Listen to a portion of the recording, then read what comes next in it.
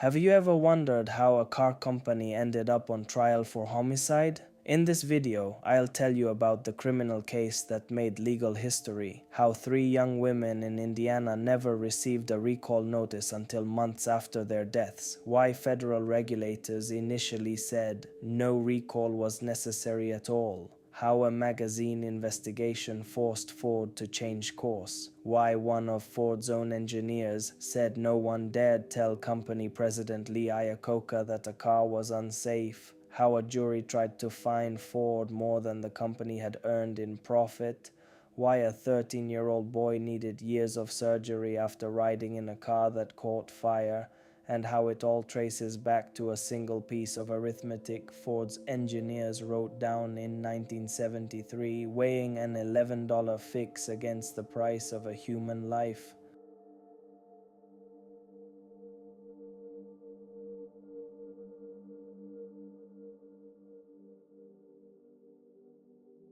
Ford's own engineers ran the numbers on human life, and in their calculation, a human life came out cheaper than a car part. Fixing the fuel tank on every Pinto would have cost $11 per car. In 1973, Ford decided against making that fix. The reasoning appeared in an internal document later known as the Pinto Memo. Ford calculated that fixing the fuel tank across 11 million cars and 1.5 million light trucks would cost around $137 million.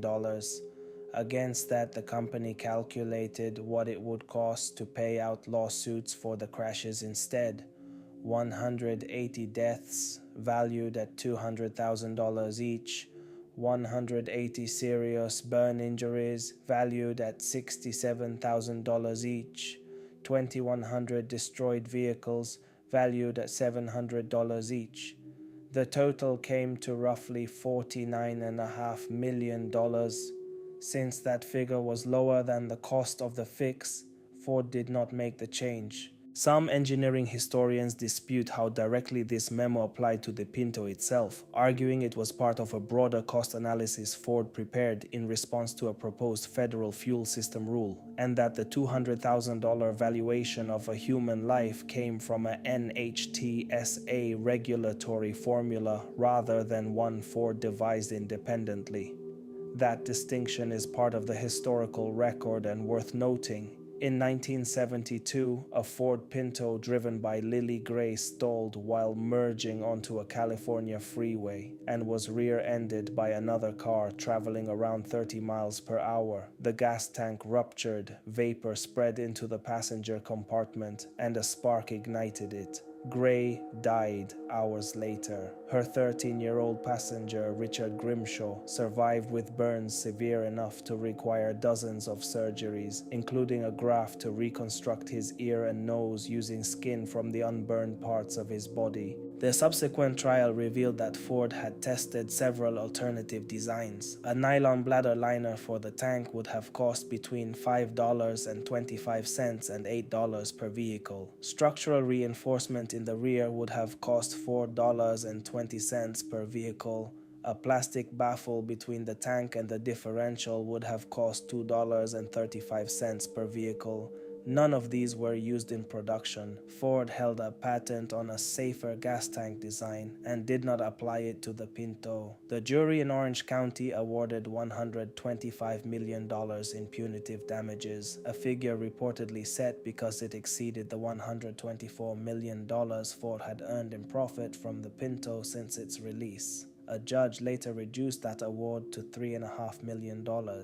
Harley Kopp, a former Ford engineer who had run the company's crash testing program, testified that Ford's senior management knew the tank was vulnerable to rupture in low-speed rear impacts, understood the associated risk of death, and knew that a low-cost fix existed. Production continued regardless.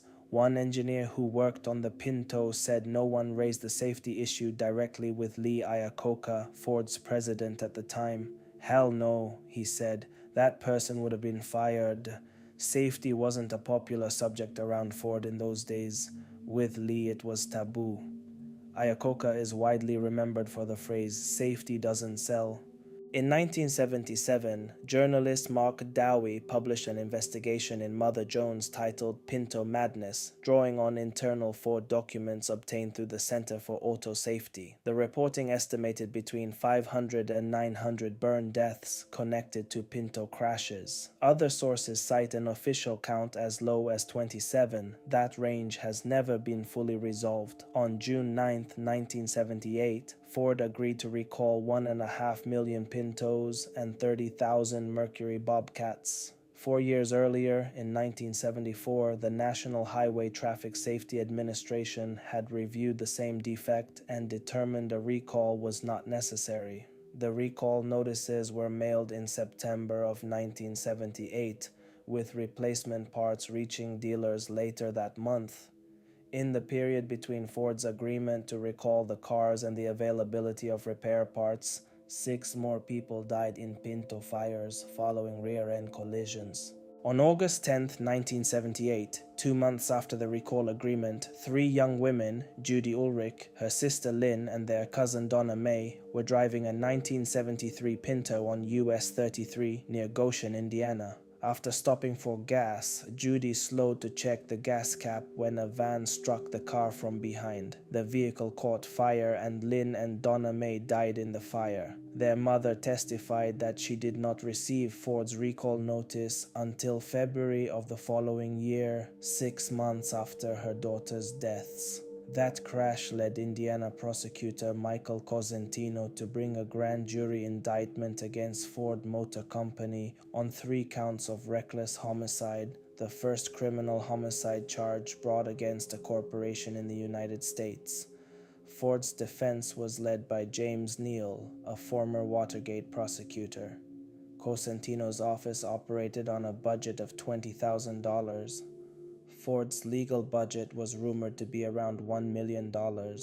On March 13, 1980, after 20 hours of deliberation, the jury returned a not guilty verdict on all 3 counts. Had Ford been convicted, the maximum fine under the statute would have been $30,000. The cumulative record includes a jury verdict of $125 million, later reduced to $3.5 million, more than 100 separate lawsuits, a recall covering 1.5 million vehicles, and a criminal trial that ended in acquittal but marked the first time a corporation faced homicide charges in the United States. No single, verified total accounting of the Pinto's overall cost to Ford exists in the public record.